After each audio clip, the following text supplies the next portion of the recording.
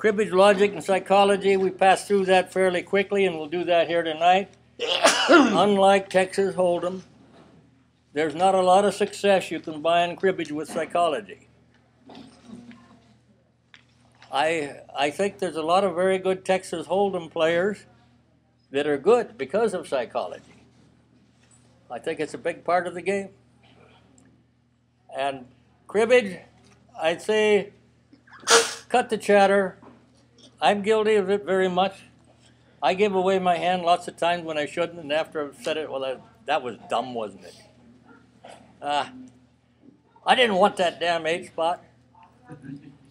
Oh, I lead a 7.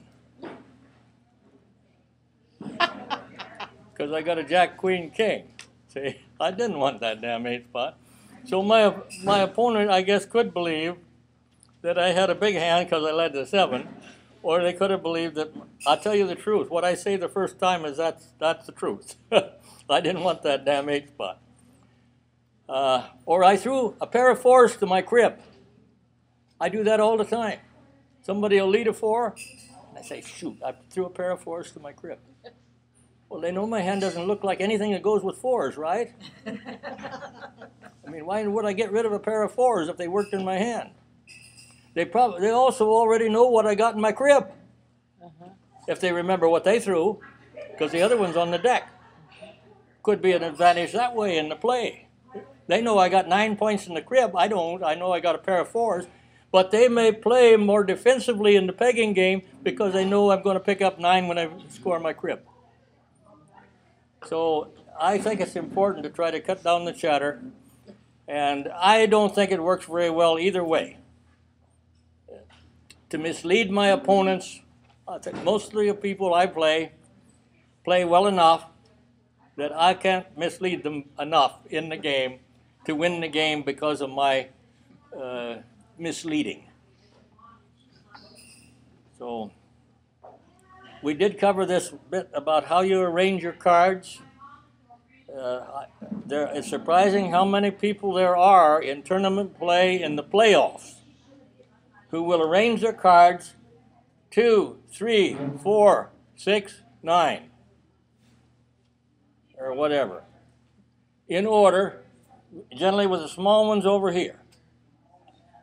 There are people circulating through the playoffs that make note of that.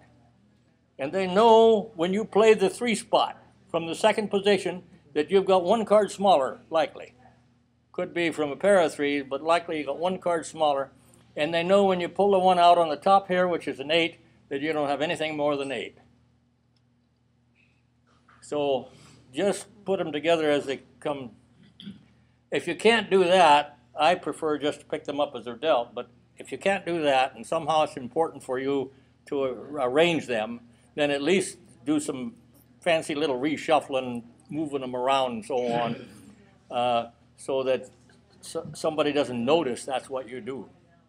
This happens in clubs too. There are people in clubs, in most every club, there'll be 2 or 3 people that have made a note of who arranges their cards in this way.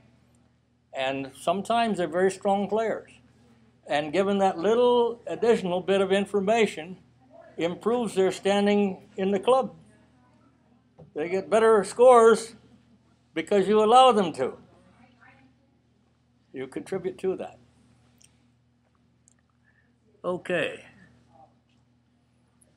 Key connectors.